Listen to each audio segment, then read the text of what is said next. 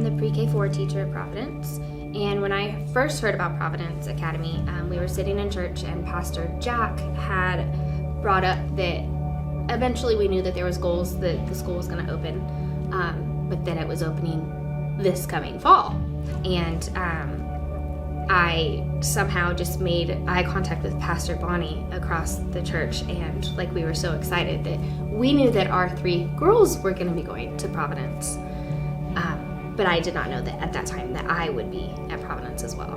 And I just kind of saw it all lining up, which was, I just felt like it was something that, God was putting into motion, this is what's going to happen.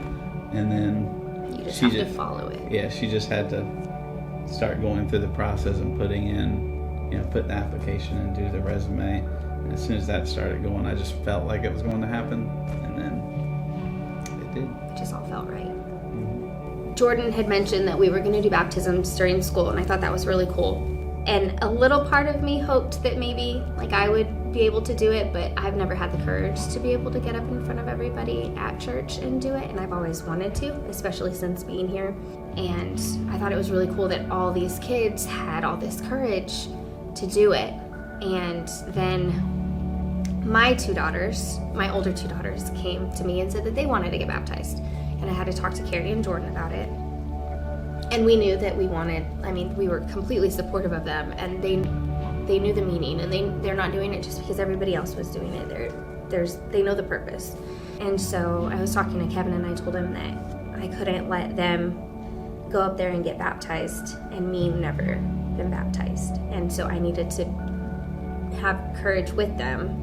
So they were kind of giving it to me, but then I was kind of trying to help them, even though I think they probably would have done it without me. But they kind of helped pull me towards it. And when I asked Jordan if I was able to do it as well as a staff member, he was ecstatic about it. And then it just kind of all happened and worked out.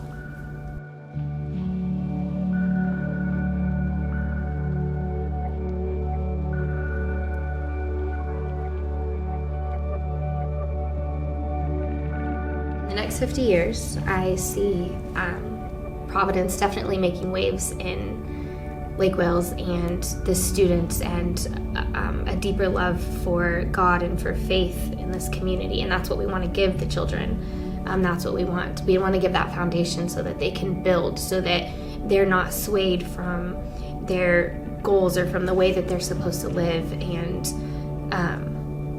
I see it making a difference in the world. My hope is that they feel, and I believe they do, home here and comfortable here and going to school here. And I think that as a starting point for them is going to just make them excel in everything that they're doing. When I think about the kids and the children that are in my classroom and them going home to their families, I hope that they're able to go home and they're able to show the love that I give them in class, because that love is from within, and I know that that love is from Jesus coming out to them, and that they can show their families, talk about the things that we have learned in class, the Bible stories that are their favorite, or things that they, like we talked about David and Goliath last week, and how David was able to take down a giant, and no matter how small we are, that if we have that courage within us, that we're able to take down a giant as well. And I feel like a giant in this situation would kind of be the world, how everything is changing. And even though we're just a small portion of it, if we continue to walk by faith and we continue to follow Jesus, that we can take down that giant and just bring this world to a better place.